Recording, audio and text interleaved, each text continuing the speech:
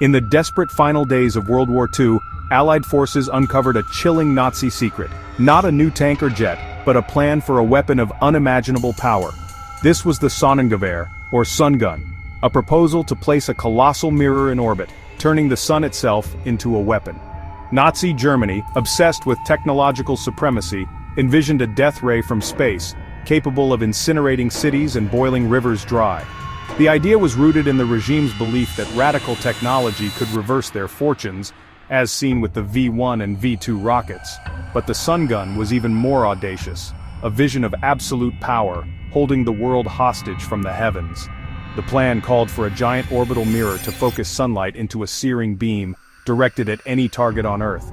This was not just a fantasy, it was a serious engineering proposal, reflecting the Nazis' willingness to twist science into an instrument of terror. While their armies fought on the ground, their scientists looked to the stars, dreaming of a weapon that could scorch the Earth. The sun gun embodied the regime's dark ambition to dominate the world through fear and technological might.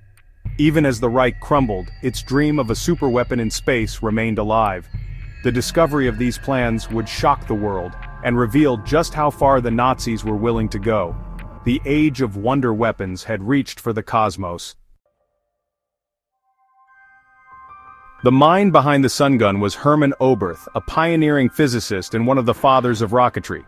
In the 1920s, Oberth imagined peaceful uses for a space mirror, illuminating cities or melting icebergs, but the Nazis saw only its destructive potential, transforming Oberth's vision into a blueprint for global domination. The plan called for a mile-wide concave mirror made of lightweight metallic sodium, assembled in orbit over 5,000 miles above Earth. This was far beyond 1940s technology, requiring rockets and construction methods that didn't yet exist. The station would be manned, with hydroponic gardens and solar generators, a fortress in the sky. Oberth, drawn into Germany's rocket program, saw his peaceful ideas twisted into a weapon of terror.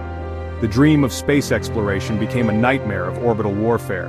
Nazi engineers studied his concepts, hoping to turn the heavens into a battlefield. The sun gun was a grim perversion of scientific genius, a vision of the future hijacked for destruction. In Nazi hands, the stars became a place not of hope, but of fear. The sun gun's physics were simple and terrifying. Like a magnifying glass burning paper, the giant mirror would focus sunlight into a deadly beam. This column of energy could incinerate cities, vaporize armies, and fuse the ground into glass. The psychological impact would be immense, an invisible attack from the heavens, erasing entire cities in seconds. The weapons control center would be a manned space station with Nazi astronauts aiming the mirror at any point on the globe. The sun gun was designed as the ultimate deterrent, a tool to force the world into submission. With such power, the Nazis believed they could dictate terms to any nation, ending all resistance through fear. It was more than a military project, it was a plan for permanent global dominance. The sun gun was the endpoint of the Nazi quest for total power, a reign of terror from space. This was not just about winning a war, but about ruling the future. The weapon's promise was absolute control enforced by fire from the sky. Thankfully, it remained only a nightmare on paper. As Allied forces swept through Germany in 1945, special teams searched for advanced Nazi weapons. Amid the ruins, they found blueprints and calculations for the Sonnengewehr, a death ray in space. At first it seemed like science fiction, but the documents revealed serious engineering and state support. The discovery shocked Allied intelligence and made headlines in Life magazine, exposing the Nazis' cosmic ambitions. Interrogated German scientists admitted the sun gun was not immediately possible, but believed it could be built within 50 to 100 years. The project was not just for World War II, but for a future of global dominance. The plans revealed the regime's long-term vision to rule the world from orbit. The sun gun's discovery was a stark warning of the enemy's ambition and depravity. The war was over, but the legacy of these terrifying ideas had only just begun. The victors now held the blueprints for a weapon that could change the fate of humanity. The sun gun was never built. It was simply impossible with 1940s technology. The V-2 rocket could barely reach space, let alone carry massive payloads for orbital construction.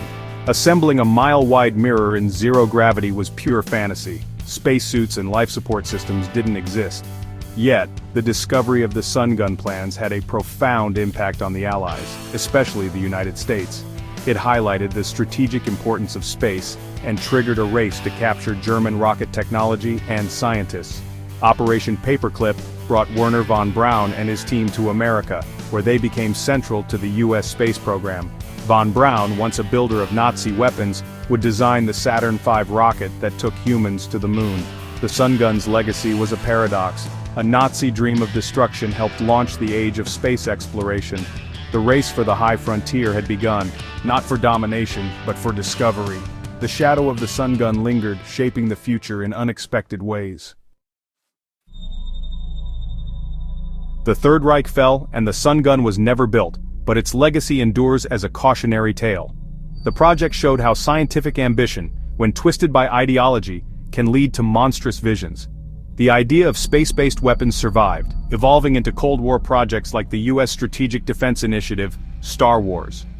Today, research into orbital lasers and directed energy weapons continues, though with more precise, less apocalyptic aims. The high ground of space remains a strategic prize, and the dream of projecting power from orbit is alive. The sun gun stands as a warning. The same science that can light the world can also threaten it. The ideas of Oberth and von Braun took us to the moon, but also inspired some of history's darkest military fantasies. The sun gun was never built, but its echo reminds us, the heavens can be a source of wonder or a platform for war.